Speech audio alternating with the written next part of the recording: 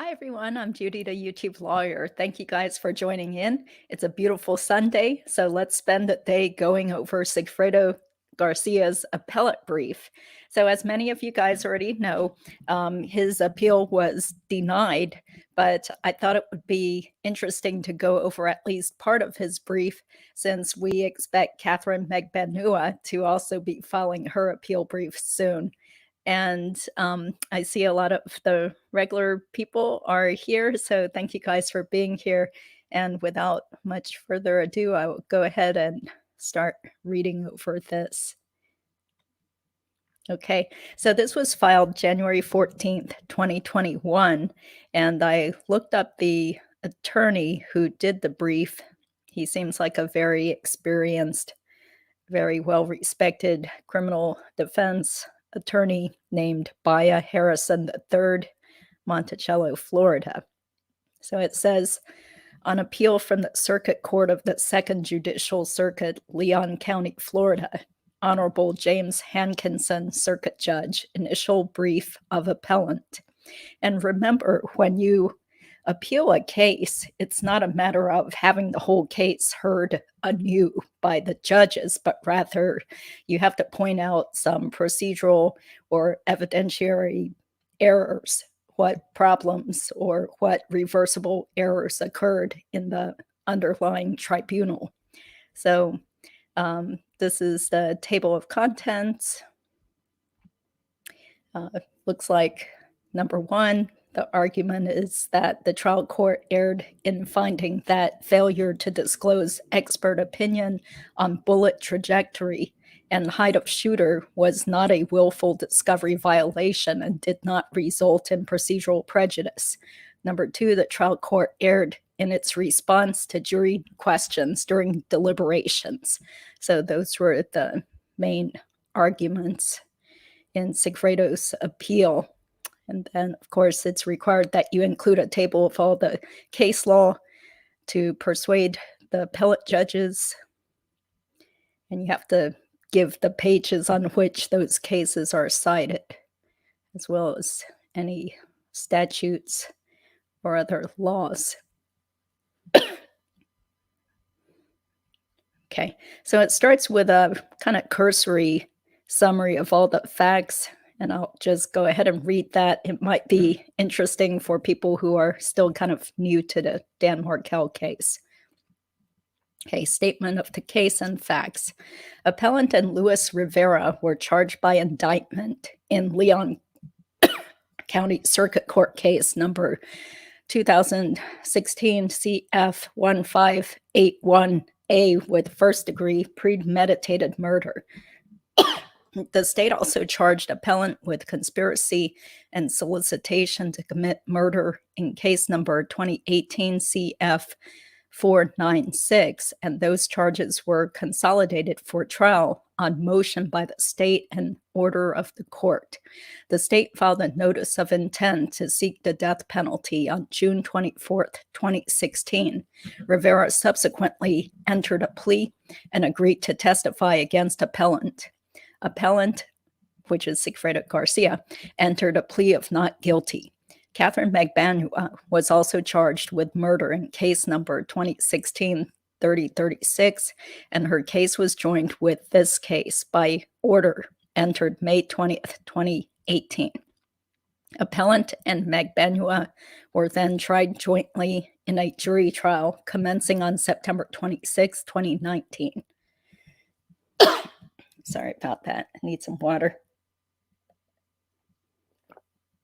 The state's theory of the case was that one or more members of the Adelson family in Miami hired co-defendant Magbanua, who subsequently hired the appellant and Luis Rivera to kill Wendy Adelson's ex-husband, Dan Markel, so that Wendy Adelson could get sole custody of their children and move to South Florida. James Geiger testified that he heard a gunshot on July 18, 2014, and went next door to discover that his neighbor, Dan Markel, had been shot in the head. He saw a light-colored Prius or a similar vehicle leaving the driveway and called 911. The 911 call was introduced in evidence and published. David Sims testified that he was a Tallahassee police officer who responded to the shooting. Mr. Markel's vehicle was still running. A side window was shattered, and Mr. Markel was still alive but unresponsive. Stuart Schlazer testified that he was on the phone with Dan Markel at the time of the shooting. Markel said there was someone in his driveway that he didn't recognize. There was a loud noise, followed by breathing, but no talking. Schlazer hung up and called 911. Joanne Maltese testified that she was a forensic specialist who processed the crime scene. She took photographs of the car, including a window with a bullet hole in it, collected physical evidence, and sent DNA swabs to the crime lab for testing. She also took photographs of Wendy Adelson's vehicle at the Tallahassee Police Department on the same day. She photographed Dan Markel at the hospital. Carrie Rosanna testified that she was an FDLE lab analyst in 2014. The swabs from Markel's car did not produce any useful evidence. William Cornegay assisted Maltese at the crime scene. There were no bullet casings, indicating that the murder weapon might have been a revolver. Robert Sean Yao is a forensic supervisor with the Florida Department of Law Enforcement. The defense objected to him giving an opinion on bullet trajectory or probable height of the shooter because he stated in deposition that he did not have such an opinion. During a proffer, Yao said that after giving his deposition, which was based solely on an examination of the projectile hole in the car window, he reviewed the autopsy report, which detailed the injuries to the victim. He then formed an opinion that the shooter was probably around 6 feet tall rather than someone who is shorter. The court ruled that the defense could depose Mr. Yao before he would be allowed to testify in front of the jury about his opinion. Counsel attempted to raise an objection based on a discovery violation, but the court said the defense would only be heard after the deposition. Shelby Blank is a surgeon at Tallahassee Memorial Hospital. She treated Mr. Markel, there's a typo there, for 2 penetrating injuries, one to the forehead and one to the cheek. He died 12 to 14 hours later. Anthony Clark is the medical examiner who performed the autopsy. 2 bullets were extracted from Markel's head. His wounds had soot deposits consistent with a revolver being used. The gunshot wound to the forehead was a cause of death. The bullet trajectory was very slightly down. The other bullet struck the cheek and traveled slightly up.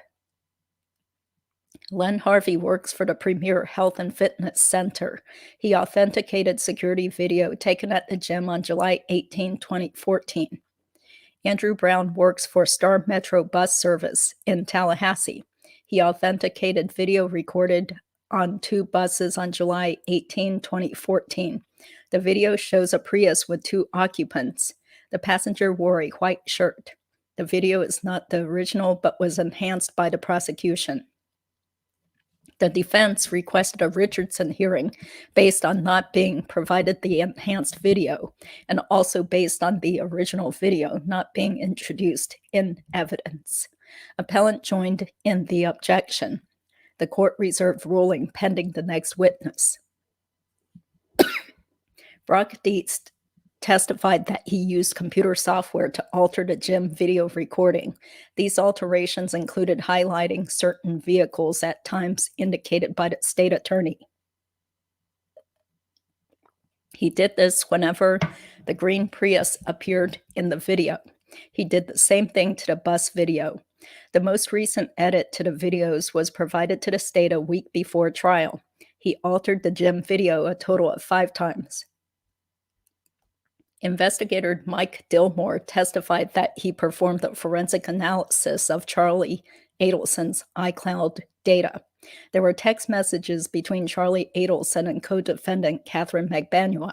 The phone number was saved in Adelson's iCloud under the name Caddy, K-A-D-D-I. Marcia Rodriguez testified that she performed a forensic examination of Wendy Adelson's phone. Contacts included other members of the Adelson family, Wendy's ex-husband Dan Markel, and a log of phone calls. Andrew Brown was recalled to authenticate the original unedited bus footage. The court conducted a Richardson hearing and denied appellant's motion to exclude Yao's opinion testimony on the ground that the discovery violation wasn't willful and did not procedurally prejudice appellant. Yao then testified that in his opinion, the bullets were fired at a downward trajectory, and the shooter was probably 6'1" in height rather than 5'4". Craig Isom was the lead investigator for the Tallahassee Police Department in this case. He interviewed Markel's ex-wife, Wendy Adelson. He obtained the records of their divorce. The proceedings were contentious, and there was animosity between Markel and Wendy Adelson's family. Markel filed a motion to limit the children's contact with Donna Adelson, Wendy's mother. The motion was never heard by the court because Markel was murdered while the motion was pending. Wendy had previously been prohibited by the court from moving to Broward County with the children. Donna Adelson told Wendy in emails that she should threaten or bribe Markel. Isom tried to interview Donna Adelson and her husband, but they didn't show up for the interview. On the day he was shot, Markel dropped his kids off at daycare and then went to the Premier Fitness Center to exercise. A surveillance video shows a green Prius pulling into the parking lot behind Markel. An hour later, the Prius followed Markel out of the parking lot as he left around 10:38 a.m. The Prius was a 2006 to 2009 Toyota, silver pine mica in color. The 911 call about the shooting came in at 11:02. Isom obtained additional video from city buses along the route between the gym and Markel's residence. It shows the Prius still following Markel's car at 10:52 and 10:55 a.m. The Prius had a distinct mirror and a SunPass toll-paying device. The passenger wore a white shirt. Isom requested information on toll activity for any Toyota Prius heading from Miami to Tallahassee on July 16 and returning on July 18th. Only one transponder met those criteria. He requested the subscriber information for that transponder. It was registered to a rental car agency in Miami. A 2008 Prius was rented to Luis Rivera by that agency on July 15, 2014. The rental information included phone numbers. One of the phone numbers matches a Facebook account for a person using the moniker Tuto and a profile photograph of appellant. So again, that's Sigfredo Garcia. Isom obtained a pawn shop ticket bearing appellant's name and a phone number. He also obtained phone numbers and records for Wendy, Donna, Harvey, and Charlie Adelson, and co-defendant Katherine Magbanua. Ronald Witt is the law enforcement contact for T-Mobile. He submitted cell phone tower logs in Tallahassee to law enforcement. Wendy Adelson testified that she was previously married to Dan Markel. Her family lives in Broward County. She has 2 children from Markel. Divorce proceedings were initiated in 2012. She petitioned to move to South Florida with the children, but it was denied. The divorce became final in 2013. Markel filed a pleading to allege that Wendy's mother, Donna, was interfering with his relationship with the children. Wendy's parents were very angry with Dan. Her brother, Charlie, never mentioned hiring a hitman to kill her husband. He made a joke that buying her a TV set would be cheaper than hiring a hitman. She was not involved in any plot to kill Markel. She met Katherine Magbanua once and went to the beach with her when Magbanua was dating her brother, Charlie.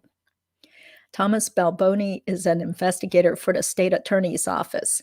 Appellant's known fingerprints matched the print on the pawn ticket from Miami. Officer Bill Brannon responded to the shooting scene on July 18, 2014. A female in a Honda Odyssey approached the scene, turned around, and drove away. Jeffrey Lacoste had a relationship with Wendy Adelson in 2013 and 2014. He met her family, including brother Charlie and Katherine Magbanua, but never met Appellant. He met Wendy at a coffee shop on June 4, 2014. She was nervous and upset that the court wouldn't let her take her children and relocate to South Florida. She was bitter and made statements about her brother considering options to take care of the problem. Wendy told him that Charlie was looking into having Dan Markel killed. She told him on the phone after the murder that she and Charlie had a celebration dinner. Stephen Lutz is a security specialist for Chase Bank. He authenticated ATM video surveillance footage from a branch in Pembroke Pines, Florida, in July of 2014. Sergeant Christopher Corbett has training in cell phone analysis. The state qualified him as an expert. He investigated the phones of several people in this case, including Appellant, Katherine Magbanua, and several members of the Adelson family. Wendy Adelson's phone traveled to Trescott Drive on July 18 and approached the police roadblock until it was unable to go any further.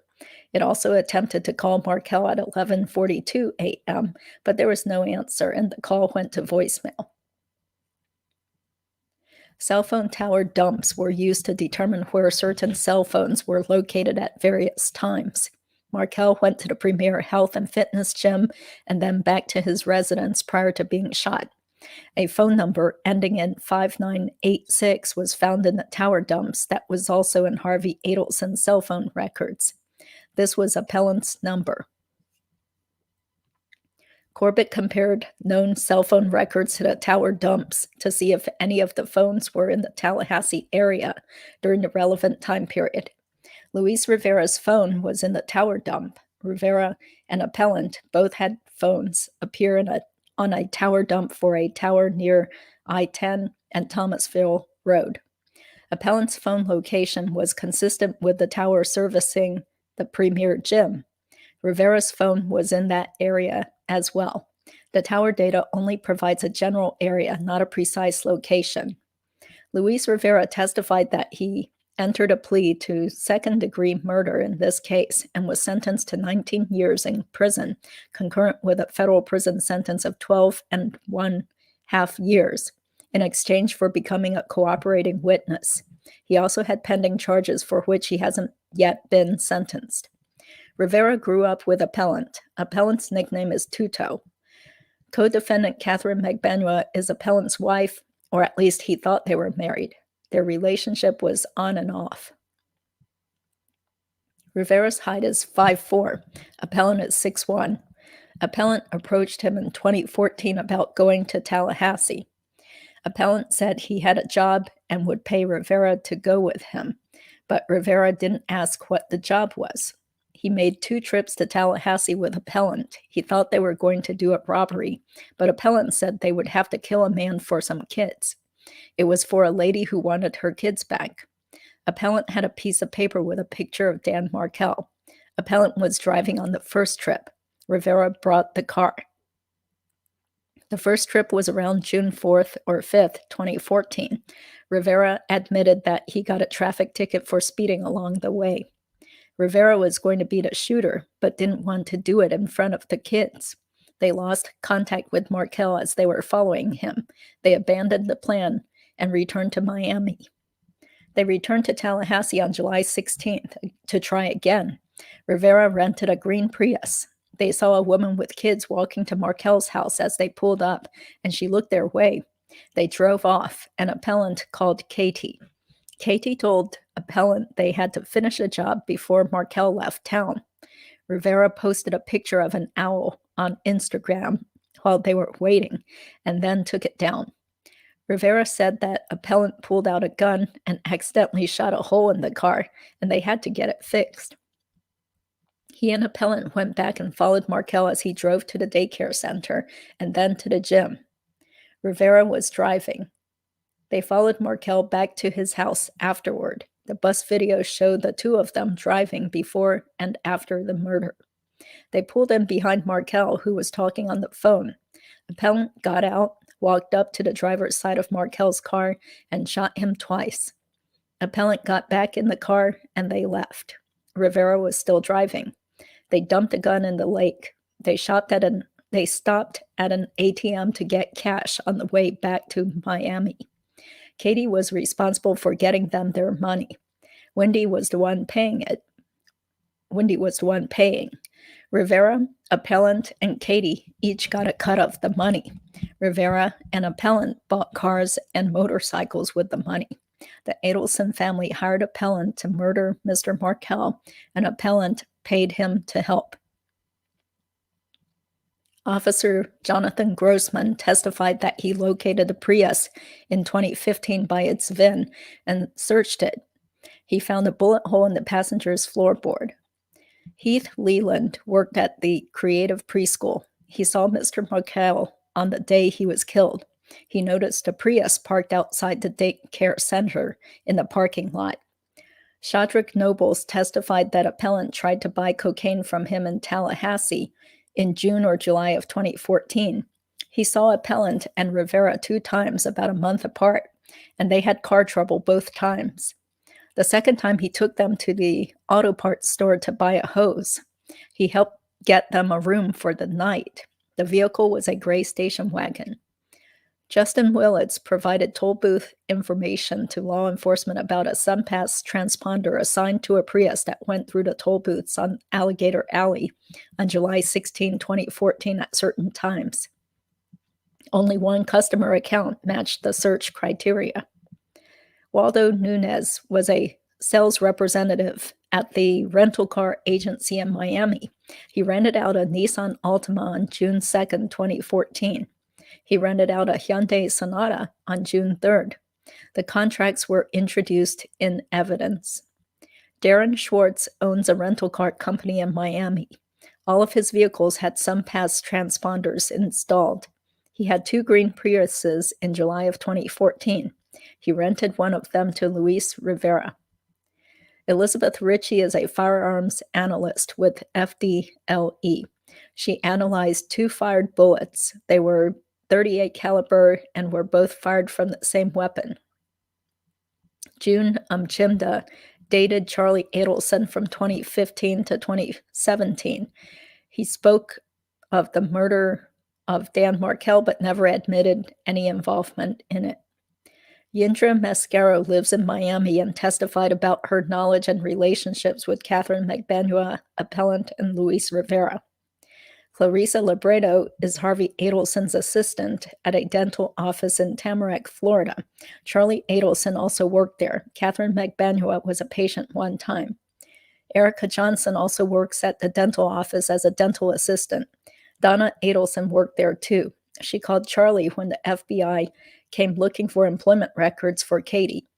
Charlie told her not to provide any records because it's his father's office. Christopher Corbett was recalled to say that Luis Rivera's phone records revealed a preliminary trip to Tallahassee in June of 2014. He returned to Miami on June 5th. A silver Nissan Altima was rented for the trip. Magbanua's phone had contact with a cell tower consistent with the rental agency and also communicated with Charlie Adelson around the same time. A second car was rented on June 3rd, a Hyundai Sonata. Rivera was issued a traffic citation in Gainesville on June 4th. The phones of Appellant and Magbanua were in contact on June 6th. Appellant's phone called Harvey Adelson on July 1st, 2014.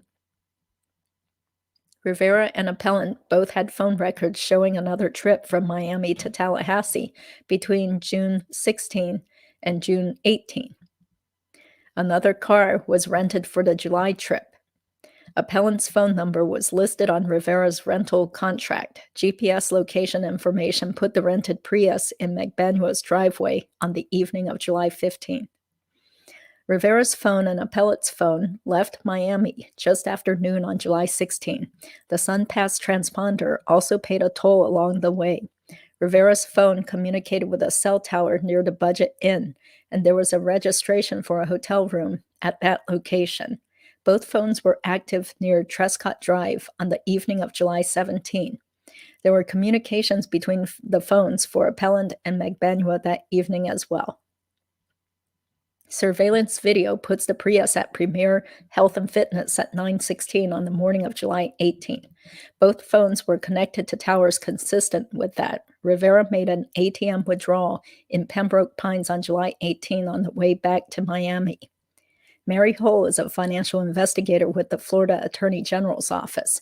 She reviewed the bank records of Appellant, Rivera, Magbanua, and the Adelsons to look for a connection or money trails. Between July 26 and October 17, 2014, Appellant purchased 2 cars and a motorcycle. Rivera purchased 1 car and 1 motorcycle during the same time period. Magbanua acquired a Lexus from Harvey Adelson for $1,700. Most of Hull's remaining testimony concerned co-defendant Magbanua's financial activities and employment by the Adelsons.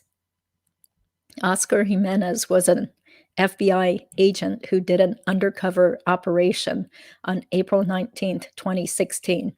He pretended to be a member of the Latin Kings and approached Donna Adelson. He handed her a flyer about the Markel murder with handwritten notes indicating a telephone number and the amount of $5,000. A recording of their conversation was introduced and published. This was a bump operation done in conjunction with a wiretap. He later called Donna Adelson to follow up in the hopes that it would create phone chatter between the parties to be picked up by the wiretap. He later received a call from Charles Adelson on April 28, 2016, on the number he'd provided to Donna Adelson. Christopher Corbett was recalled to say that he participated in getting the wiretap. He tapped the phones for Charlie Adelson and Katherine Magbanua. Sherry Bennett was the custodian of the wiretap information. Special Agent Patrick Sanford of the FBI testified about his role in assisting the Tallahassee Police Department. He assisted with the wiretap and interviewed several witnesses. Rivera flipped and became a cooperating witness. He's a violent gang leader with a criminal history. Special Agent Louis Bronstein of the FBI participated in a surveillance operation at the Dolce Vita restaurant in April of 2016. The objective was to survey a meeting between Charlie Adelson and Katie Magbanua. A recording was introduced and played, but most of it was unintelligible due to poor audio quality. Craig Isom was recalled to describe the crime scene tape around the shooting scene on Trescott Drive and the circumstances of Katherine Magbanua's arrest. Mary Hull was recalled to authenticate Magbanua's tax returns. The state then rested its case. Appellant moved for a judgment of acquittal, which was denied. The court also denied co-defendant Magbanua's motion for judgment of acquittal. Appellant called 2 witnesses. Trooper Stephen Downing testified that he pulled Luis Rivera over in Alachua County on June 4, 2014. According to markings on the ticket and the trooper's usual practice, the citation indicates that Rivera was traveling alone. John Sawicki performed a cell phone records analysis for Charlie Adelson's phone between May and July of 2014 and discovered that thousands of text messages sent or received by the phone were deleted. He didn't know the content of the messages or the other party. Appellant then rested. Co-defendant Katherine Magbanua called 5 witnesses, including herself. She denied any involvement in the murder of Dan Markel and denied hiring Appellant to commit the murder on behalf of Charlie Adelson. The state recalled Christopher Corbett, called as rebuttal witness. He authenticated several text messages between Katherine Magbanua and Charlie Adelson, some of which included Ms. Magbanua complaining about money problems. The jury found Appellant guilty as charged of first-degree murder and conspiracy to commit first-degree murder, and not guilty of solicitation to commit first-degree murder. After a penalty phase trial, the jury found that the aggravating factors did not outweigh the mitigating circumstances. This rendered Appellant ineligible for the death penalty, leaving life imprisonment as the only potential sentence. Accordingly, the trial court sentenced appellant to life imprisonment on count 1. The court sentenced appellant to 30 years consecutive on count 2. This appeal follows. Okay, so this is a summary of his argument. The trial court erred in finding that the state's discovery violation was not willful and did not procedurally prejudice appellant. The state's expert said in deposition that he had no opinion on bullet trajectory. After the deposition, he reviewed the medical examiner's report. At trial, he testified that in his opinion, there was a downward bullet trajectory showing that the shooter was 6 feet tall, appellant's height, instead of 5'4", the other suspect's height. The prosecutor admitted that she did not inform appellant's attorney of the change in testimony, even though the new opinion was only damaging to appellant. Instead, she only instructed the witness to, quote, notify the defense, unquote. The witness then notified the co-defendant's attorney, who deposed him but did not notify appellant's attorney.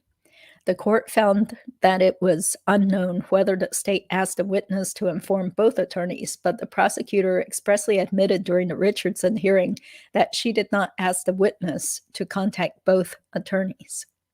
Trial counsel argued that bullet trajectory was an important issue in the case, and that the change in testimony tended to identify his client as the murderer, a disputed point.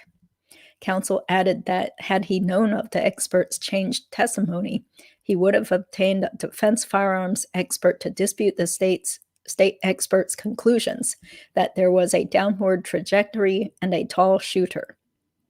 The state's expert, Mr. Yao, said that the medical examiner's report was the basis for his new opinion. However, the medical examiner testified that one of the 2 bullets actually had an upward trajectory, while the other was, quote, very slightly down, unquote. Thus, counsel would have had a strong basis for obtaining a defense expert and changing his pretrial preparation to dispute Yao's trial testimony. The trial court also erred in its response to a jury question. The jury asked the same basic question 3 different ways.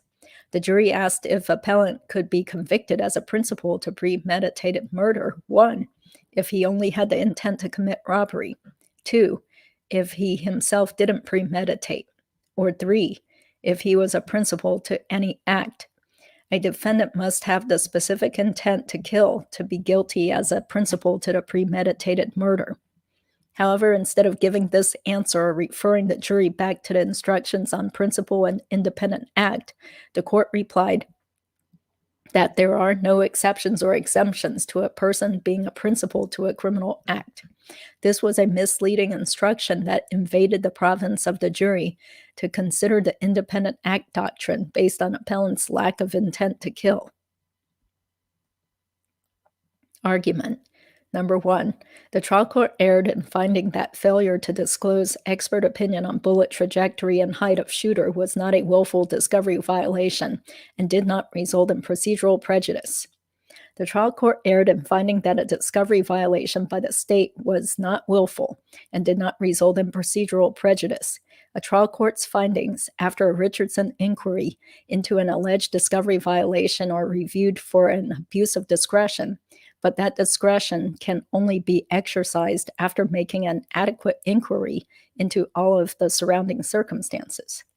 Citing Barrett versus State. During trial, the state called forensic investigator Robert Yao and asked him if he had an opinion on the bullet path. Defense counsel objected on the ground that Yao stated in deposition that he had no opinion on bullet trajectory, and he wasn't told that Yao had changed his testimony until the co-defendant's attorney informed him recently. The prosecutor responded that she advised Mr. Yao to, quote, contact you all and advise you of the change, unquote. The new opinion is that the evidence is more consistent with the shooter being tall than short. During a proffer outside the presence of the jury, Yao said that his original testimony was based on the height of the projectile hole in the car window, which was consistent with the shooter being either tall or short. After the deposition, he reviewed the medical examiner's report. His opinion now is that the evidence is more consistent with the shooter being 6 feet tall or higher rather than someone who is 5 feet 4 inches. Confessed participant Luis Rivera testified that he is 5'4", while appellant is 6'1". The defense then renewed its objection to Yao's opinion being admitted. The court ruled that appellant could retake Yao's deposition at the end of the day, and then Yao would testify the next day. Any further objection would be heard after the deposition. The court also said it would conduct a Richardson hearing the next morning. During a Richardson hearing, the trial court must inquire as to whether the violation, 1, was willful or inadvertent, 2, was substantial or trivial, and 3, had a prejudicial effect on the aggrieved party's trial preparation, citing Andres versus State. The next morning, the prosecutor stated that Mr. Yao was originally deposed by co-defendant Magbanua's attorney, and appellant's attorney did not attend. Afterward, Yao reviewed additional information from the medical examiner and informed the state of his changed opinion. The prosecutor then said, quote, "I advised him to please notify the defense. I did not specify, please notify both defense counsels," unquote. The prosecutor conceded that appellant was not made aware of the new testimony and, quote, "to the extent that I was required to make him aware, I didn't specifically do that," unquote. This occurred within the last 2 weeks, but appellant was only informed several days prior to trial. Appellant's attorney said that he couldn't find his copy of the original deposition, but learned from the co-defendant's attorney a general overview of what transpired and believed that Yao's trial testimony would be limited to that. Had he known of Yao's opinion sooner, he would have hired a firearm expert that specializes in trajectories to dispute Yao's testimony. Appellant therefore moved to exclude any testimony about the novel opinion because bullet trajectory is a huge issue in the case, and the opinion creates an inference that appellant, who is over 6 feet tall, was the shooter rather than the significantly more diminutive Luis Rivera. The state took no position. The court denied the unopposed motion to exclude Yao's opinion. First, the court found that there was a discovery violation, but it was not willful. Second, the court found that appellant was not procedurally prejudiced. The trial court did not address the second prong of a Richardson inquiry, which is whether the violation was substantial or trivial. Yao then testified that in his opinion, the bullet trajectory indicated that the shooter was more likely the suspect, who was 6'1", than the suspect, who was 5'4". As to willfulness, the trial court found as follows. The prosecutor asked the investigator to call the attorney. Understandably, he called the attorney who deposed him. I don't know, what the discussion was between the prosecutor and Mr. Yao, whether he was asked to call both attorneys or just the one that deposed him. It doesn't seem shocking to me that he called the one who deposed him and had posed a question to him. The trial court's findings on willfulness are an abuse of discretion. The prosecutor specifically told the court that she did not ask Yao to notify both defense attorneys of the new testimony. Therefore, the court's finding that it was unknown what the discussion was between the prosecutor and Mr. Yao and whether he was asked to call both attorneys is not supported by the record and is the opposite of what the state said. The state had the transcript of the original deposition and knew, or should have known, that appellant's attorney did not attend. It was therefore foreseeable that Yao might not think to notify appellant's counsel of the change in testimony unless specifically instructed to do so. The state also knew that Yao's new opinion on bullet trajectory and height of the shooter only implicated appellant, not co-defendant Magbanua. It was the state's duty to comply with Florida Rule of Criminal Procedure 3.220 and inform appellant of this incriminating evidence. The state cited no authority allowing it to delegate its discovery obligation to one of its witnesses. Even if this is theoretically permissible, the prosecutor had, at a minimum, an affirmative duty to instruct Yao on whom to notify and to follow up afterward to make sure that the party not present at the deposition but most affected by the change in testimony was informed. The prosecutor did neither. Under Florida Rule of Criminal Procedure 3.220J, a prosecutor has a continuing duty to disclose material that becomes known after the initial disclosure is made. See also ABA Criminal Justice Standards Section 11-2.6. Once a witness has given a recorded statement, the state must disclose to the opposing party any oral statement that constitutes a, quote, material change, unquote, to the recorded statement, citing Andres. Failure to do so is a discovery violation, okay, citing also Niemeyer versus State, holding that failure to disclose change in medical examiner's testimony bearing on defendant's self-defense claim was a discovery violation. In Scipio, an investigator said in deposition that he recovered a firearm under the murder victim's body and turned it over to law enforcement. The defense intended to use this testimony to create doubt as to whether Scipio was the assailant. At trial, the investigator stated for the first time that the object he recovered was actually a pager, not a firearm. The change was never disclosed to defense counsel. The defendant was convicted and the 5th District affirmed. The Florida Supreme Court quashed and remanded for a new trial. The court noted that the investigator initially gave a statement helpful to the defense, and then at trial gave testimony contrary to the initial statement that was harmful to the defense and helpful to the state. The court reasoned that the purpose of the discovery rules is to assist the truth-finding function of the trial and avoid trial by ambush. The court then gave a scathing assessment of the state's non-disclosure of the change in testimony. The state's calculated failure to inform the defense of the important and dramatic change in testimony of its medical examiner's investigator not only violated the prosecutor's duty not to strike foul blows, but undermined the very purpose of the discovery rules as set out by this court in Kilpatrick and Evans. Since the state was fully aware that the defense intended to rely heavily on the testimony of the state's investigator and would be completely surprised by the witness's changed testimony at trial.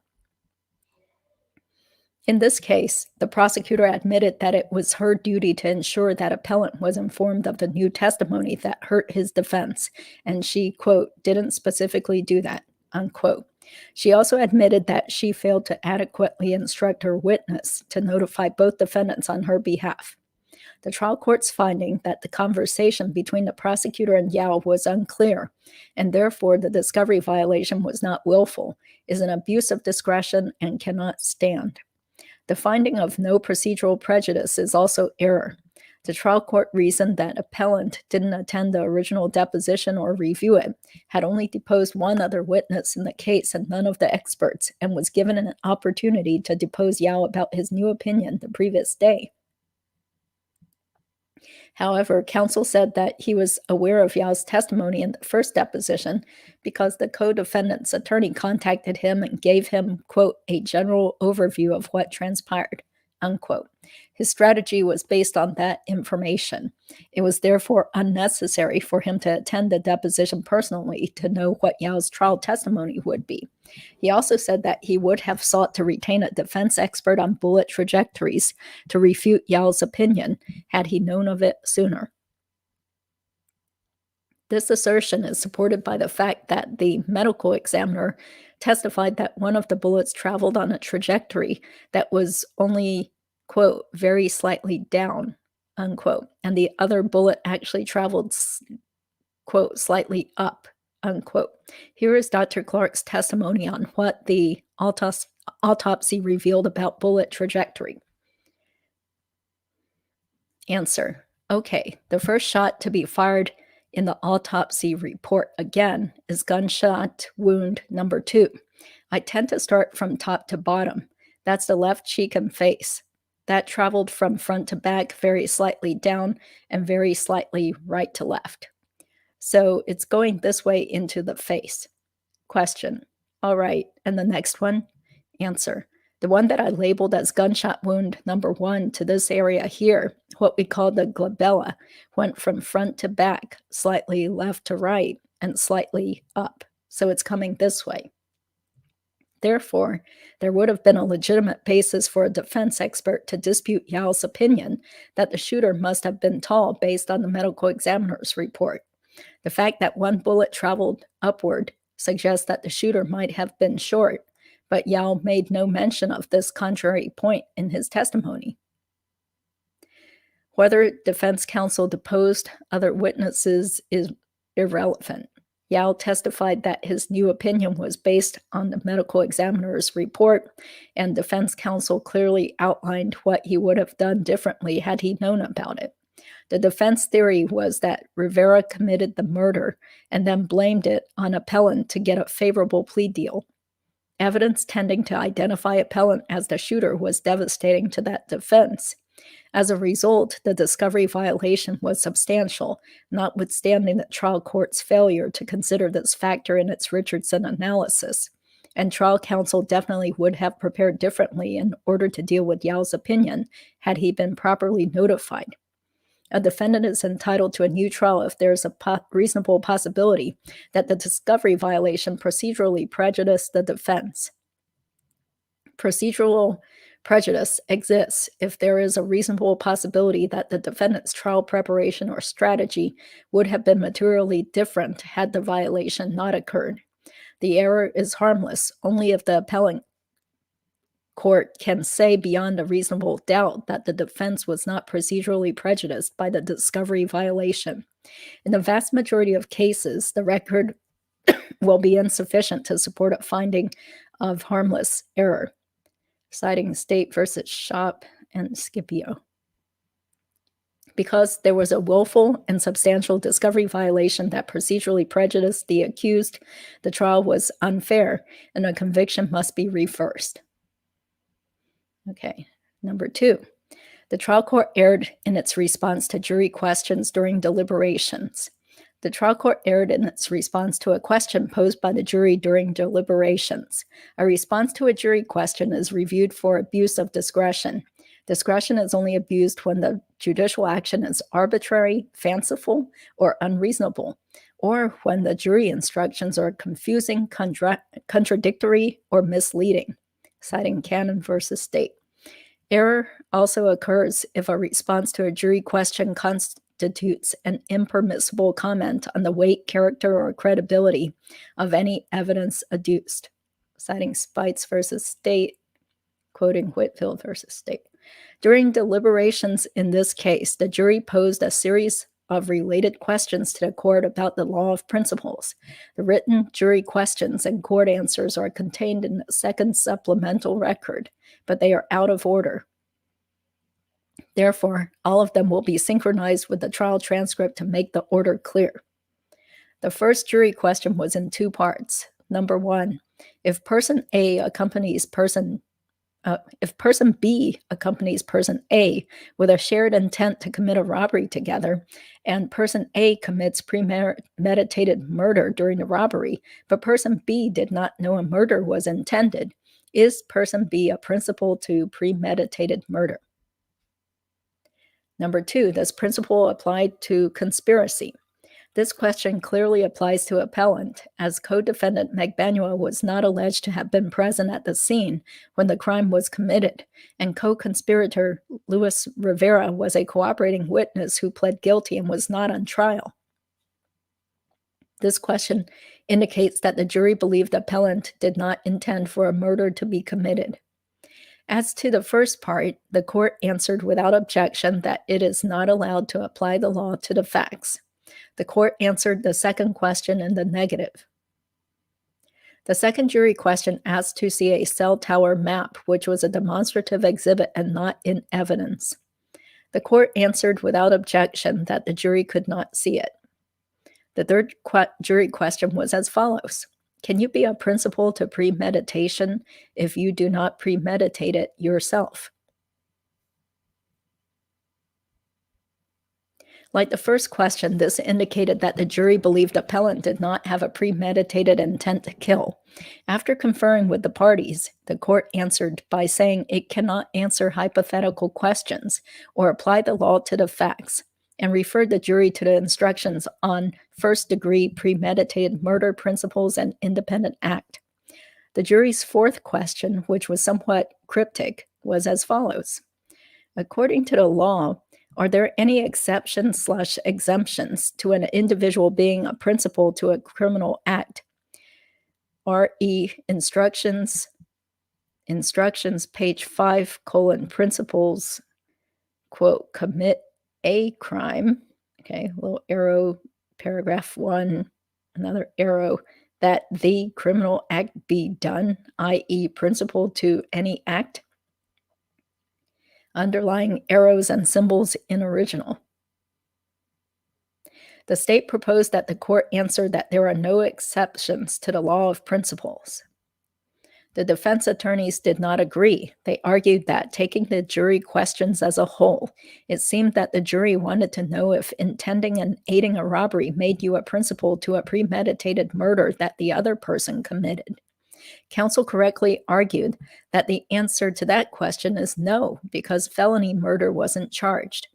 Therefore, they asked the court to explain in its answer that one cannot be a principal to any criminal act, but only to the crime charged. The court proposed to give a two-part answer that said there are no exceptions to the law of principles, but asked the jury to clarify the rest of the question. Defense counsel did not agree with this response. Okay, this is a quote. Yes, Judge, I still hold the position that when they ask, quote, commit a crime, unquote, and they underline the word, quote, a, unquote, and then they ask, quote, that the criminal act be done, unquote. I think what they are asking is, if one crime was planned and then another crime happened, are you a principal? Because you have to have the conscious intent to commit that crime, but I will defer to the court. But that's Mr. Garcia's position. The co-defendant's attorney added that a principal must have knowledge that the charged crime is going to be committed, and that needs to be made clear to the jury. He argued that anything else would be a misstatement of the law because felony murder wasn't charged. The following exchange then occurred regarding what the answer would be. The court. Well, I mean, wouldn't you agree we're kind of guessing what they are asking us? Mr. Zangane, let's clarify. The court. I don't see where it hurts anything to ask them to clarify their question. Mr. Zangane, that's fine, Judge. It says Mr. Kawas. That's fine, Judge. The court. If y'all don't have a problem, I will go ahead and give them this answer while we're working on the next question. Mr. Zangane, of course not, Judge. The next question. Appellant asked the court to have the jurors clarify their question. The court said it would do that, to which both defense attorneys agreed. However, the court interpreted this as agreement with its proposed answer that there are no exceptions to the law of principles, followed by a request for clarification as to the second part of the question. Taking defense counsel's responses as a whole, it doesn't appear that he intended to agree to that answer, and there was no meeting of the minds. The state may disagree, but appellant asserts that this issue was preserved for appeal and should be heard. The trial court then gave the following answer. I have given you the full definition of principles. There are no exceptions/exemptions to an individual being a principal to a criminal act. I am not clear about the rest of your question. Please clarify your question for me. The jury also asked a fifth set of questions about being hung as to one defendant and rendering a verdict on the other, and being hung on a single count but rendering verdicts on the other counts as to a single defendant. These questions are not relevant to the appeal. The trial court's response to the fourth jury question was a confusing misstatement of the law and invaded the province of the jury to decide the issue of intent and apply the law to the facts. Premeditated first-degree murder is a specific intent crime, citing Neal versus State. The intent required is the specific intent to kill a human being, citing Delgado versus State. Thus, the intent to aid in the commission of a robbery is insufficient unless the defendant is charged with felony murder. The specific intent to kill is inherent in premeditated murder, whether the defendant actually killed or was a principal. citing Williams versus State. See also Bailey versus State. A person cannot be guilty of premeditated murder by being a, quote, principal to any act, unquote, which is what the jury was asking. The jury was obviously confused and essentially asked the same question 3 different ways in an attempt to get an answer. First, the jury asked if intent to commit robbery made someone a principal to premeditated murder. Second, the jury asked if you could be a principal to premeditated murder if you did not premeditate yourself. Finally, the jury asked if you could be a principal to premeditated murder by being a principal to any criminal act. This was a single question in need of a single answer, not multiple questions to be bifurcated as the trial court did. If the trial court wasn't willing to answer the final question by saying that appellant is only a principal to premeditated murder if he had the specific intent to kill, then it should have again referred the jurors back to the instructions on principles and independent act instead of telling them there are no exceptions. The independent act instruction specifically deals with the situation of a person intending one crime and a co-defendant or co-conspirator committing a separate crime that wasn't intended. However, the trial court's answer essentially directed a verdict against applying independent act in this case. The conviction and sentence for a first-degree murder should be reversed. Conclusion. Based on the foregoing, the appellant requests that the judgment of the circuit court be reversed and this cause remanded for a new trial. Bea Harrison III. Okay, so that was January 14, 2021, and the Court of Appeals came back denying the relief pretty quickly. Okay, so let me head back over to StreamYard and see who's there. Okay, thank you guys so much for your continued interest in the Dan Markel case and all these other issues that are still going on. So, okay, I'm glad I was able to read that whole thing. I thought I might have to split it into 2 separate parts.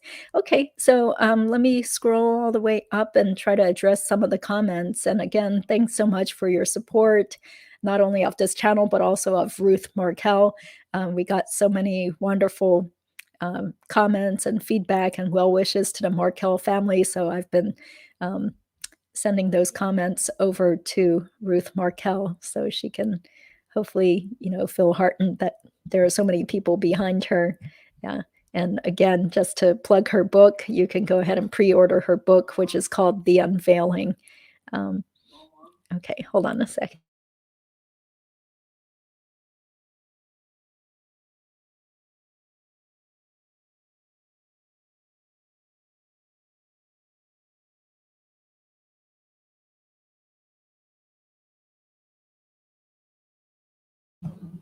Sorry about that. Okay, I had to take a break. Okay, let me scroll all the way up, and I hope I can address everybody's comments, but it seems like there's more and more people joining in every time. So, oh, thank you guys so much. The people, thank you very much for donating.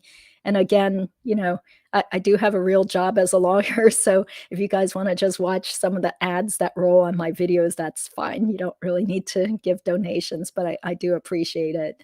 This has really become like a part-time job.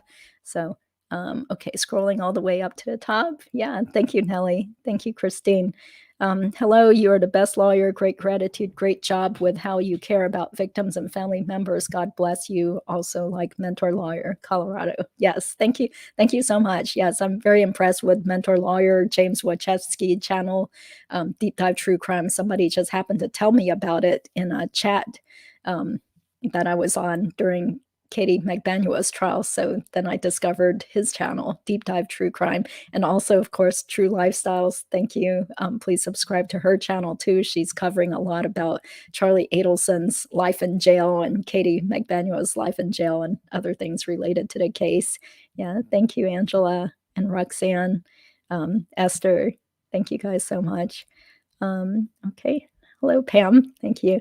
And Richard says, hope you will discuss how Garcia gets to have a Facebook page in jail. Maybe he gets YouTube too. Yeah, I doubt it, because in some of the comments, was that on Fancy Fictions? community tab. Yeah. So apparently Sigfredo Garcia has a Facebook page with a picture of himself in jail, and he's using some other name. But someone said that family members can actually set up and control the Facebook page for the person, but the person that's actually in prison should not have access to Facebook. So I don't know all the ins and outs of life down in Florida in jail or prison. So if anyone knows for sure, please let me know. Hi, Shalom Jay. Thanks for always being here. Who paid for Garcia's defense? That's a good question. Yeah, because a while back, somebody asked in the chat during one of those deep dive true crime chats, like, how much do you guys think, Katie paid for her lawyers? And I was like, I don't know. I mean, I once worked for a law firm that did a lot of criminal defense. I'm just guessing maybe at least $200,000, but then, maybe that's far too low, because these attorneys had to fly from Miami to Tallahassee, and they also had to pay for hotels to stay in the whole time during the trials. A lot of expenses, and they had multiple attorneys. Although for Garcia, I guess he only have one attorney, Sam Zangana? Yeah. So that's a good question. I mean, he could have had a bunch of, cash built up from selling drugs and who knows what, and money from the Adelsons, perhaps. Yeah, because it looks like he already spent that cash portion of his $100,000. I think, what was it? Garcia received, he was the shooter, so he got more of the money out of him and Luis and Katie. So I think he got $40,000, and then someone said he later gave an additional $2,000 of his money to Luis. So he quickly spent that buying his vehicles. So, I mean, it very well could have been the Adelson somehow giving money to him, or through a third channel, through Katie, perhaps. So I'm not sure, but it definitely is very expensive if you need to hire an attorney, if not multiple attorneys. Yeah, although with Sam Zangane, I'm not sure, is he around Tallahassee, or is he around the Miami area? I'm guessing maybe the Miami area, but I'm not in Florida, so I don't know for sure. Yeah. Okay, so Carol says, Roxanne, the Adelson money laundry. Yeah. And same thing, who's paying for his counsel? Yeah. I mean, I would guess that perhaps the Adelsons were paying for it, but we're not privy to that information. Good question. That was not an appointed lawyer. There's no way he could afford. I'm from the area. Oh, yes, definitely. Okay. And his attorney was also very experienced too. I hope Wendy is watching. She is that calculating. Yeah, probably. Or her attorney, right? I'm in California. They disclose who is paying for the defense. I don't know about Florida, but we need to know this. Yes. So I have no idea, but Mentor Lawyer seems to have made statements saying that he believes the Adelsons were the ones that had been paying for the defense. Garcia's $35K probably blown away. Oh yeah, I'm sure he spent it all within a month, buying the vehicles, and then probably blowing it all on drugs. Yeah. Hi, Tony. Thank you. Hi, who said Kate? And BT, thank you for being here. Tony is here. That's great. Okay, let me know some more dates. Tony was supposed to do a live stream show with me again, discussing other cases like the Alex Modar case, but something came up with scheduling. So hopefully we'll be in touch so we can schedule another time. Thank you. His $35K most, yes, exactly. Yeah. I mean, these are not the most fiscally responsible people. Yeah. Thanks for being here from Palm Springs. Oh, okay. Hi, Tom. Thank you for being here. Thanks. Love your podcast. He said, is a case ever final? Since case law changes, can an opening to raise an appeal happen? Oh, no. I mean, if case law changes, I mean, that doesn't affect convictions that have already occurred. Yeah. So, but again, the disclaimer is that nothing I say here is legal advice. And also, I don't practice in Florida. I also do not focus on criminal law. So my experience with criminal law was way back in law school, where I took a bunch of advanced criminal procedure, advanced evidence classes, and interned for a couple of public defenders' offices. Yeah, don't know why Katie has thrown her whole life away. Yeah, we discussed this in other live streams, but I think, part of it is that she has always stuck with it, from day one, that she had nothing to do with it. She doesn't know what happened. I don't remember, like, yeah, so that's the way a lot of these criminals are. They just keep denying, denying, and denying, and they've already dug themselves into a hole. And so then psychologically, they have kind of convinced themselves that they are innocent and they're never going to change their story. So could be that. Plus, it didn't seem like she had such a great life anyway, even before she got arrested. She had constant financial worries. She had 2 kids to take care of, one of whom is on the autism spectrum. Sigfredo was not reliable and just causing her a lot of grief. And then her mother already died several years ago. So even if she got out of prison, she'd have a tough life, trying to figure out how to make a living and take care of her kids still. Yeah. Oh, okay. Can happen. Look at Scott. Oh, okay. Yeah, I haven't really been following the Scott Peterson case lately, but I did read a book about that long time ago. Yeah.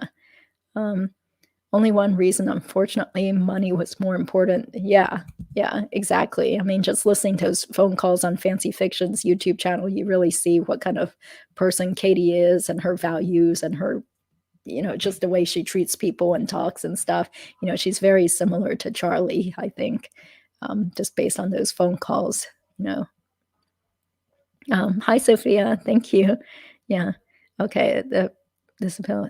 Oh, okay. Yeah. Are you talking about Katie's? Yeah, because the Sigfredo's appeal definitely was denied. So he is going to be in prison for life. Yeah. Hi, Mimi. Thanks for being here. Very arrogant people involved. They thought they could get away with it. Yes, exactly. There are just so many layers in this case, and I think that's why it's so riveting, that there are so many people involved that thought they could get away with this and thought that, what a great idea to just go off and kill Dan Markel, to make some money or to get what we want. Yeah, they can keep appealing. They're not getting. Yes. Yeah, exactly. There has to be some sort of reversible error or abuse of discretion on the part of the trial judge. Oh, yes. Yeah, definitely. You guys, please support True Lifestyles channel. She already hit over 1,000 subscribers recently. Yeah, Georgia Kappelman did a great job. No grounds for appeal. Yes. Yeah. It was kind of heartening. I was just looking at that Justice for Dan Facebook page again, and I saw an old message from a lady who says she's Georgia Kappelman's mother. So that's great that she is also part of the group, and everybody was telling her to, give their good wishes to Georgia. Yeah. I need a lozenge. Okay. Yes, totally. Sorry about that. I just started talking and then I felt like I was getting croakier and croakier. Okay, great. Okay, True Lifestyles here. Hope Charlie is not by pumping nasty does it. Yeah, exactly. I was just thinking, if Charlie gets found not guilty, then I might have to delete all my YouTube content, right? Because Lord knows he loves suing everybody into oblivion. So, yeah, yes, yeah, I think it was Sigfredo that, that accidentally discharged a gun into the floorboard of their vehicle, and then Shadrick Nobles, the homeless guy, ended up helping them get the car repaired. Yeah. Hi, Stella Bella. Hi, Maya. You're the best, soldiering through that cough. Yeah, a spoonful of honey and lemon would help. Yeah, I don't know why. I've stopped drinking caffeinated coffee to help, because that always made me feel worse, drinking coffee. Yeah, shot through the floorboard. That's right. Scotch. Okay, I don't have any scotch. Okay. Drink peppermint tea. Okay, thank you. How much do you think an appeal costs? Oh, I have no idea, because most of the time people end up getting, getting a public defender. Yeah, so I'm not sure how much a criminal defense attorney or appeal specialist would charge for a capital case. Yeah, if it's a public defender, then it's free. Yeah. Uh, yeah. So it's final when people stop appealing and it's over. I mean, you could potentially appeal some cases all the way to the U.S. Supreme Court, but most of the time the Supreme Court will even deny, just not even want to hear or consider a case. Yeah. Okay, again, letting you guys know that I do not actually practice criminal law, especially in Florida. Katie had the chance to get, yes, she certainly did. It sounds like she was given a deal to rat out Charlie or to Adelson's, and she didn't take that deal. Yeah. Yeah, she thought she would walk. Yes, exactly. From $1 million dentist to jailbird. Yeah. I mean, I bet there are so many people that Charlie has harmed or pissed off in the past, and they're probably all laughing with glee hearing about him being in jail now. Yeah. Justice for Dan, lock up Donna and Wendy now. Yeah. Okay. Hi, Skeeter Girl. Thanks for being here. Please subscribe to Skeeter Girl's channel too. Yeah, she has a YouTube channel that is growing. I hope Charlie does not meet members of the Latin Kings in jail. Yeah, you never know. Family of thugs is what they are. Who cares if they're scholars? Nevertheless, thugs. Yeah. So just goes to show, regardless of education or how rich somebody is, they can still have no morals and still have that propensity to commit crimes. Yeah. Okay. Oh yeah, I didn't believe this. 5car5 says, funny when on the stand she said, meaning Wendy, said she was relieved the judge ordered her back to live in Tallahassee. She hated Tallahassee. Another lie to add to her list. Yeah, I mean, there's just so many things that make you think like, okay, you know, like, So that's why I think a lot of people further believe Jeffrey Lacasse, you know, about the things he said about his experiences with Wendy and what he felt about her and her family. Okay, maybe Charlie will say his mother and father. Yeah, but there's just too much evidence against him. You know, the Dolce Vita recording and all the phone calls, and yeah, there's no way he had no involvement with that. Yeah. Okay. Seljack, thanks for being here. Harvey is no innocent. He has a lot to do with how the whole family functions. Just remember how Charlie became a dentist. Yes, yes. So we also discussed that towards the end of one of the live streams, reading from Fancy Fiction's community post where she posted a typed up summary from the Tallahassee Police Department, or at least it says it's from the police department, where a couple of anonymous people talked about Charlie's character and how he was only able to get out of dental school due to his father's influence, and that otherwise Charlie would have flunked out of dental school. So that's some information that has been released out there. Yeah, thanks again. Thank you, Remary 100. I appreciate your donation. She says, thanks for the great content. Oh, okay. Okay, look up, not look up. Okay. Charlie may consider a deal to avoid trial. Yeah, but it would, I don't know what would go on behind the scenes. Like why would the state give him a deal anyway if he is one of the main masterminds of the whole thing? But then again, remember in that Mike Williams case, they allowed Brian Winchester, who actually shot the victim, Mike Williams, in the head. They let him have a deal where he would get, I think, 20 years in prison if he would rat out Denise Williams, who was the victim's wife. Yeah. So that's another interesting case that hopefully the author and attorney Steve Epstein will come for a separate live stream show to talk about. He's written a book about the Markel case, so he will be on live as a special guest this coming Friday at 5 p.m. Eastern Standard Time. So hope you guys will all join in there. I've already told Steve that he can expect tons of questions, and he's happy to answer them. Yeah. Okay. Thank you, Liz. She says, thanks as always, Judy. Good vibes. Hi, everyone. Thank you. Richard says, Tom, only 2 masterminds, Donna and Wendy. Charlie had the cash and contacts to pay for the hit. Wendy and Donna free now for 8 years. Okay. I mean, personally, just based on what I've seen and heard, I think that it's more likely that it was Donna and Charlie that did it, especially after the bump when Donna told Charlie over the phone, it concerns the 2 of us, or it's about the 2 of us, you know. So they never mentioned Wendy on these things, but who knows, you know, they could have been communicating with her in person or through WhatsApp. So we don't, as the public, we're not privy to whatever other evidence they might have. Oh, okay. Yeah, thank you. Everybody's telling me get some lozenges. Okay, I've never even heard of this before. Okay, well, I hope they sell it at Target or something. They're a breath. Okay. Well, I do have an appointment coming up with an ENT specialist, so hopefully they can figure out what's going on. But I managed to at least read that document, right? So yeah, thank you. Thank you, Ultra Testosterone. You just subbed. Okay, I thought you were on one of my live streams before, but thank you for subbing now. Yeah, thank you. Sigfredo Garcia is done, bro. Yeah, it's over for him. Yeah, that's why there's no more news about him, because he's just in the slammer. So the only news is that, oh, he has a Facebook page now. So yeah, and some people were saying, yeah, I'm gonna try to friend him to see what information I can get or what info I can see on his Facebook page. Yeah. September 9th, Arthur hearing, what a joke. As if, yeah, well, his attorney has to do something to try to help him, right? And he's making more money doing this type of stuff. So, oh, thank you, Esther. I appreciate it. Thanks for sending me a super sticker. I appreciate it. Okay, Sigfredo really should speak up, get back to you. Oh, he doesn't care about his kids. Gosh, just based on Katie whining about him and stuff, it seemed like Sigfredo was definitely not the father of the year.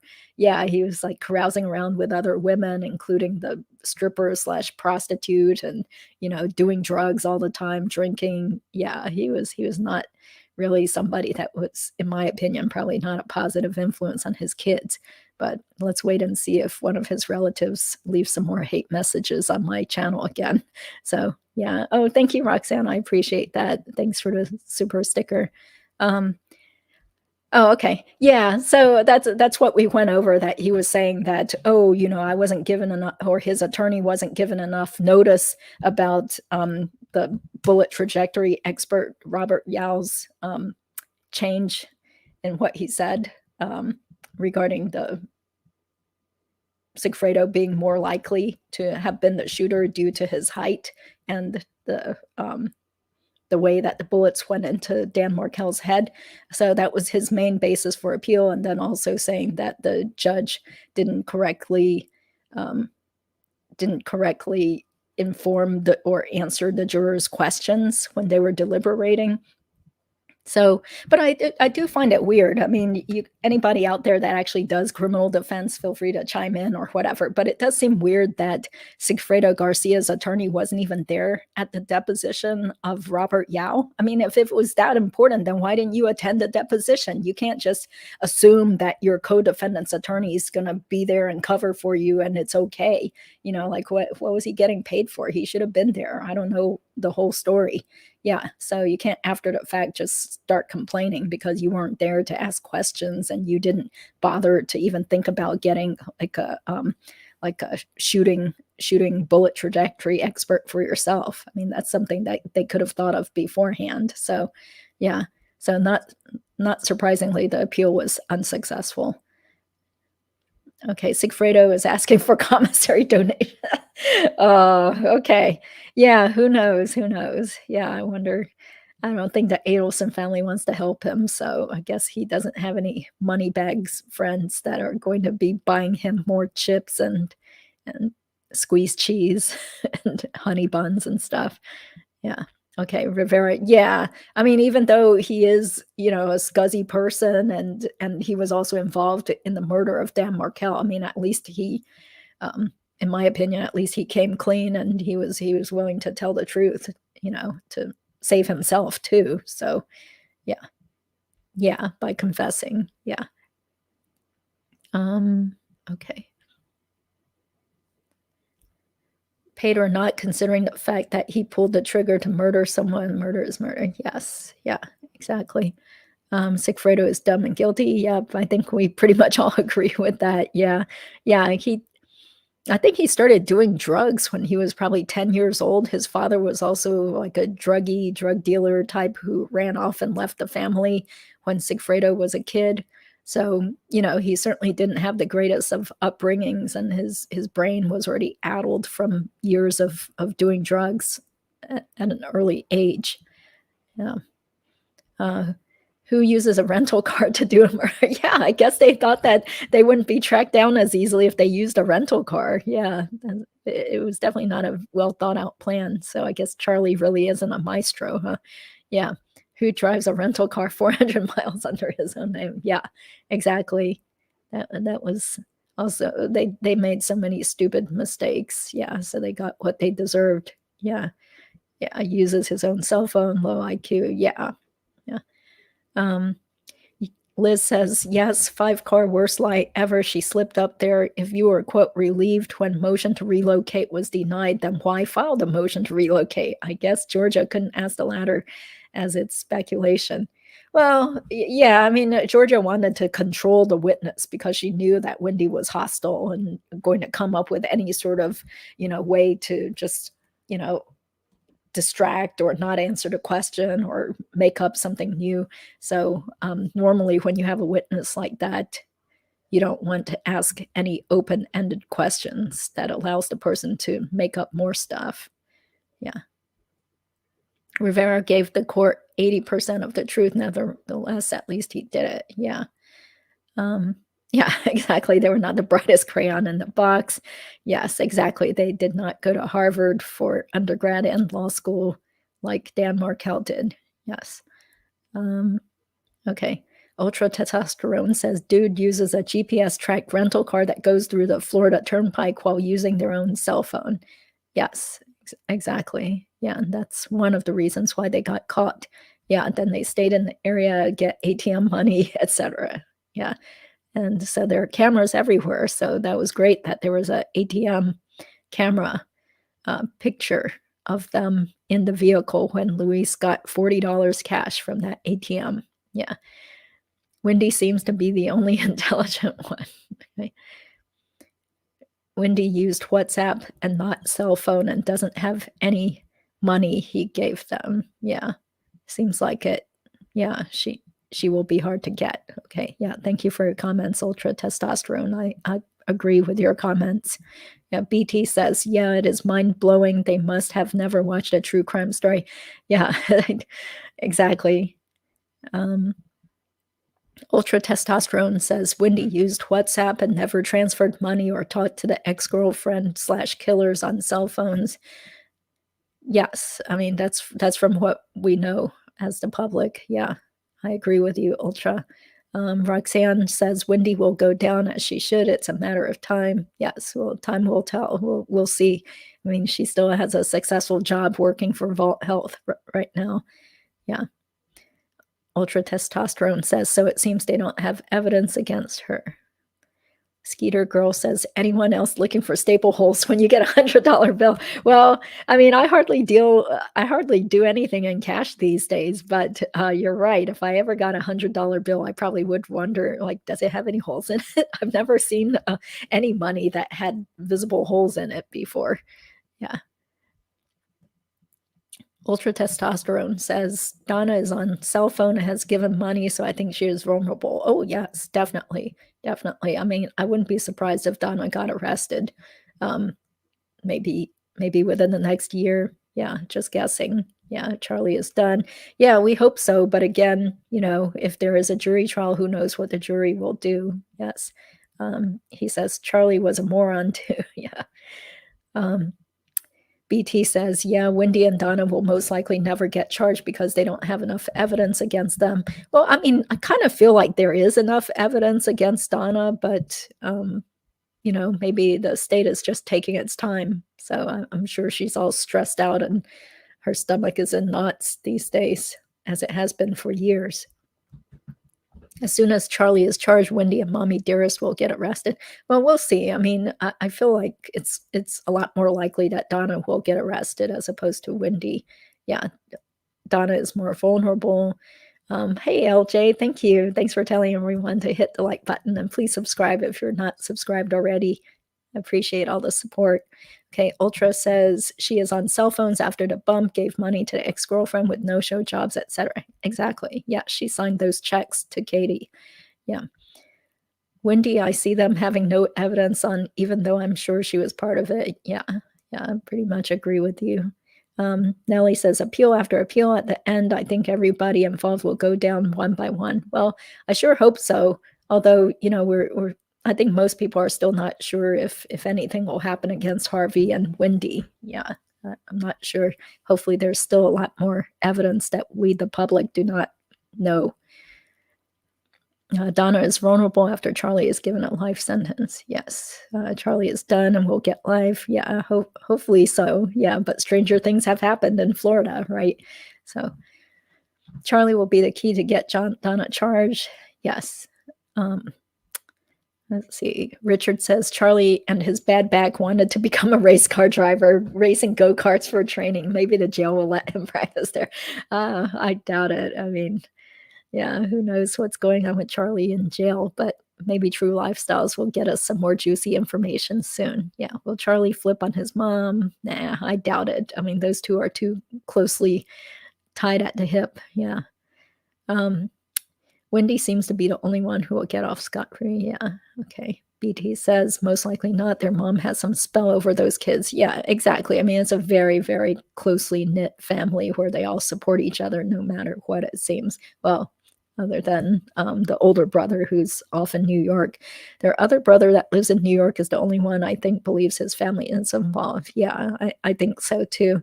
Although there was a commenter who said that he or she knew that the brother actually still communicates with Harvey Adelson, with the father, so I'm not sure about that. Yeah.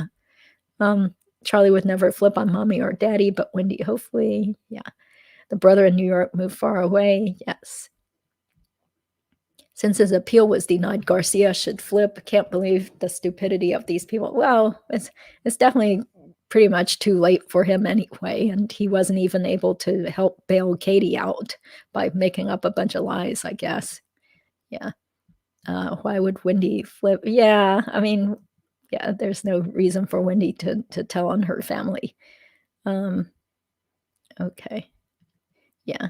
So I pretty much agree with all this. Yeah, Wendy isn't on the cell phone. She never exchanged any money. Yeah, Wendy will distance herself. Yeah.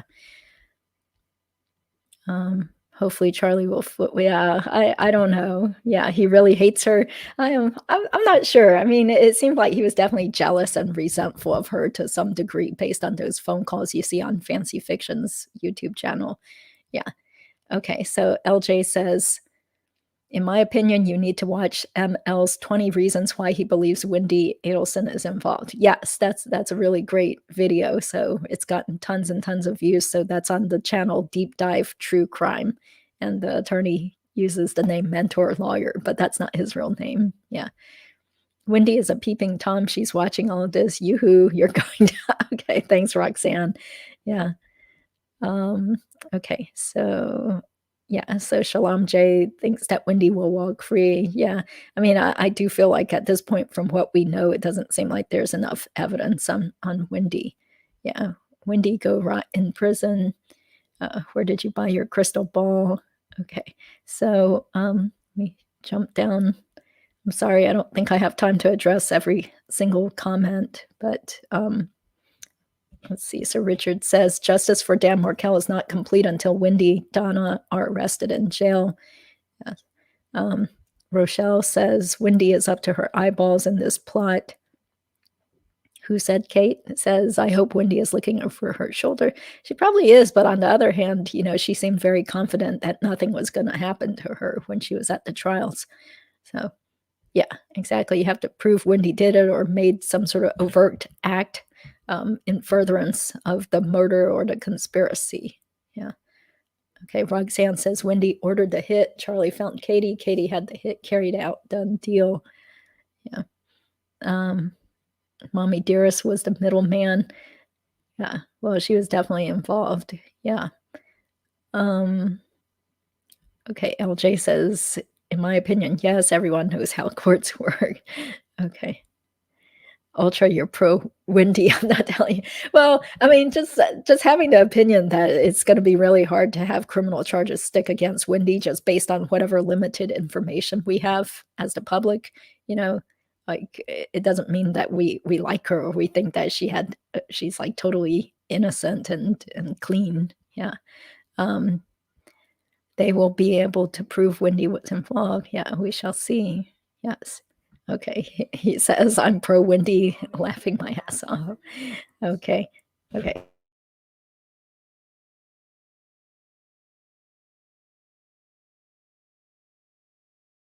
Okay, sorry about this. Once again, it's become a very long live stream. I unfortunately have to get going soon, so I'll just unfortunately have to just skip all the way down and see if there's anything quick to address.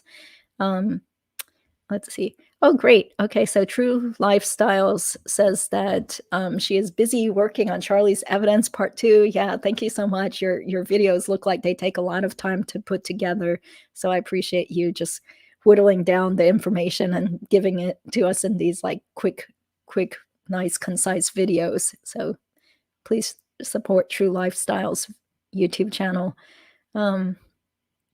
Okay, 5 sources report Adelson's worship. Wendy Adelson, there's a shrine-like area of the Adelson's house, not quite a room, more like a hallway that's dedicated almost entirely to pictures of Wendy's. Oh, yes, she's the princess of the family, right? Yeah. Let's see. Oh, yeah, I agree with you, Rochelle. I sure hope the state has evidence we don't know about. Roxanne says Donna is in poor health, mainly cardio issues. Oh, interesting. Well, it's probably all the medications that she's been taking, and Charlie was telling her to take some medication with alcohol or something in one of those wiretap phone calls. That can't be good for your body or your liver or anything. Yeah. Okay. Charlie is toast. Okay. Toast. Not Taoist. Yeah. Okay. Fancy fiction. Yeah. Thank you guys for being here again. Let's see. Okay, let me scroll all the way down. Yeah, Wendy is another. Elizabeth Holmes. America is flying arms around the world. Capitalism is murder. Yeah. Okay. Thank you, Ren Mary 100. Okay. Sure. Yeah. SM. Thank you again for your super sticker or whatever YouTube calls it during my previous live chat. I didn't notice it until afterwards. So thank you so much for your support of this channel. Yeah. Can't wait to see that. Hope your request gets approved. Yeah. Thank you so much, Judy and all. You're welcome. Yeah. Angela says, good job, TL. Thanks for your work, True Lifestyles. Yes, definitely. Oh, great. So True Lifestyle says she has the request in for Charlie's new jail file. Okay, awesome. I can't wait to see that. Thank you, Roxanne. Also, okay, well, unfortunately, I do have to get going. As you saw, I kept getting interrupted by one of my family members, so time to pack things up now. Wendy repeated the joke constantly regarding Charlie hiring a hitman versus getting her a TV. We see you, Wendy. Not clever or cute. She was in it all of the way. Yeah. Wendy and Holmes have the same soulless eyes. Yes, thank you very much, PLN 315. And also Maury Muncie. Always love to see you, Judy. Thank you. Okay, sure, you're welcome. Thank you. Also, Angela. Sharon Clote. I'm sorry. I think the prosecutor is sharp. They will all go down. Yes. Kappelman and her team, they've done a great job. Yeah, pretty amazing. After all these years. Yeah. Thank you, Clarissa, and thank you, Skeeter Girl. Okay, so time to get going, and hopefully I'll have time to do something else, but definitely Friday, this coming Friday, I'm very excited about it, but, well, I shouldn't say but Stephen Epstein is going to be on Friday for a live stream show, and he is the author of a new book that's coming out in October called Extreme Punishment. And that is all about the Markel case. He has had extensive interviews with lots of people who knew Dan as well as his family members. He really got the details and lots of insider information about the case. So I hope you guys will tune in on Friday, and he's graciously willing to answer all of your questions. So I have a feeling that's going to be a super long live stream. We might have to just limit it to an hour and a half or 2 hours, depending on Steve's schedule. So please definitely tune in on Friday at 5 p.m. Eastern Standard Time. Yeah, thank you. Thank you, Debt Free and Pancakes and Sophia, Asa, SM. Oh, thank you so much. But like I said, it's okay. You know, like if you guys just watch some of the ads on YouTube, that's free to watch the ads. And, you know, I do have a real job also. So, but thank you very much. I appreciate that. Yeah. Okay, cool. Okay, so I'm so glad you guys are excited about Ruth Markel's book, which you can already pre-order on Amazon. It's called The Unveiling. And then the next book is about the case is called Extreme Punishment, written by Stephen Epstein, who's actually a law partner at a firm in Raleigh. So I've known him for a number of years, and I was so happy to find out that he was actually writing a book about the case. Yes, definitely. So Ruth's book is coming out towards the end of September, but you can pre-order it. And then Steve's book, I'll have to ask him. I'm sure there's going to also be pre-ordering, probably on Amazon, but he can tell us more about it on Friday. And his book is coming out in October. Yes, take care of your wives. Yeah, thank you. Yeah, thank you, always being here, and also Nellie and Skeeter. Oh, yeah, that's when her book is coming out. But I think you have to pay extra if you want it sent to you right when it comes out. So I think I chose the cheapo option, and my book will be coming around September 25th. So, okay, well, I hope you guys enjoy the rest of your day, and I'll see you at the next live stream show. Thanks all for your support. Take care.